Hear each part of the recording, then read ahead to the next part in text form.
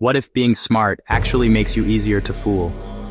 There's a silent mental filter shaping your decisions right now, and unless you catch it, it can skew everything from money to health to relationships. Today, how to spot it live before it costs you. You research a big purchase, laptop, car, maybe an investment. You click the reviews you agree with, you skip the skeptical ones. 3 hours later, you feel more certain, but not necessarily more correct. Congratulations. You didn't research, you reinforced. And this doesn't just affect shopping. It shows up in career decisions, political opinions, health advice, even relationships. That invisible filter, it's called confirmation bias. Think of attention like a spotlight. Wherever it points feels important, sometimes even true. But the spotlight has limited power. What it misses doesn't disappear. It just stays in the dark. Psychology research consistently shows that humans naturally seek information that confirms existing beliefs, because it reduces mental effort and emotional discomfort. Your brain likes consistency. It prefers being right over being accurate. And here's the twist. Smart people aren't immune. Often they're better at defending their existing views because they have more mental tools to rationalize. Bias isn't stupidity, it's selective attention. And selective attention shapes reality. There's actually an evolutionary reason for this. Quick, confident decisions helped early humans survive. Hesitation could mean danger. So your brain evolved to trust familiar ideas, avoid cognitive friction, protect identity and beliefs. The downside? In the modern world, that same shortcut can distort judgment, especially when information is abundant, which leads to an uncomfortable truth. More information doesn't fix confirmation bias. Often it strengthens it, because you don't consume information neutrally. You filter it. So instead of more input, you need a better filter. Here's one you can use immediately. The C.A.L.M method. First, check the claim. Write your belief in one clear sentence. Not vague, not emotional, precise. For example, remote work hurts collaboration. Now you can test it. When beliefs stay fuzzy, bias thrives. Precision cuts bias faster than intelligence.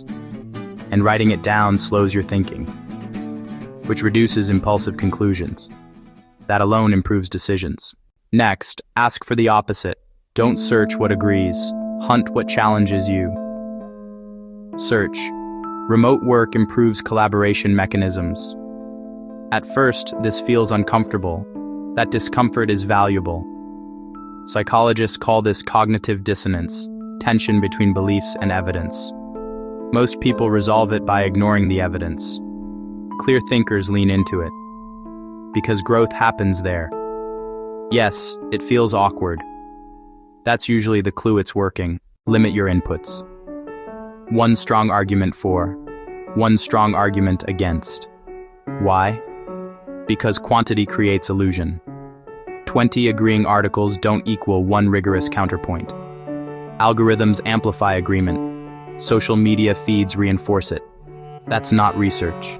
That's echo. Agreement feels good. Accuracy feels better. Eventually.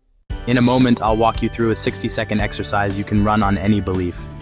It exposes confirmation bias surprisingly fast.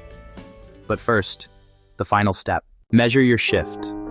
Rate certainty before and after, 1 to 10. If the number never moves, you're not learning, you're defending.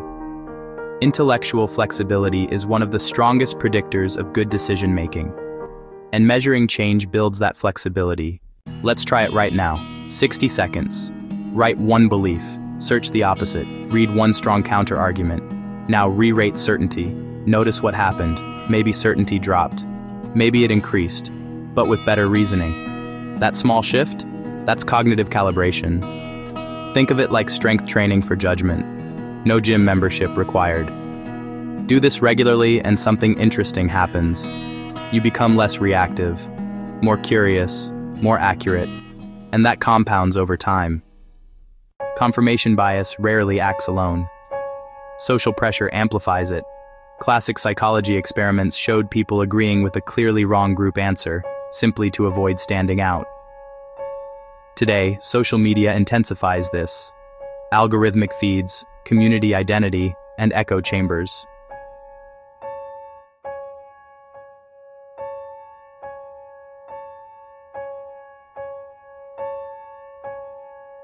None of this makes you weak, it makes you human. The goal isn't being contrarian, it isn't arguing with everyone, the goal is calibration. Seeing reality more clearly than your default filter allows. Smart isn't never being wrong. Smart is noticing when your filter is. And the people who build that awareness consistently, they make better decisions. They waste less time. They adapt faster. So here's your next step. Drop one belief you'll test this week in the comments. I will reply with a strong counter source. And if clearer thinking matters to you, subscribe to Clarity vs. Insights. Every week, we break down mental models, cognitive biases, and decision shortcuts that help you think more clearly without the fluff. See you next week.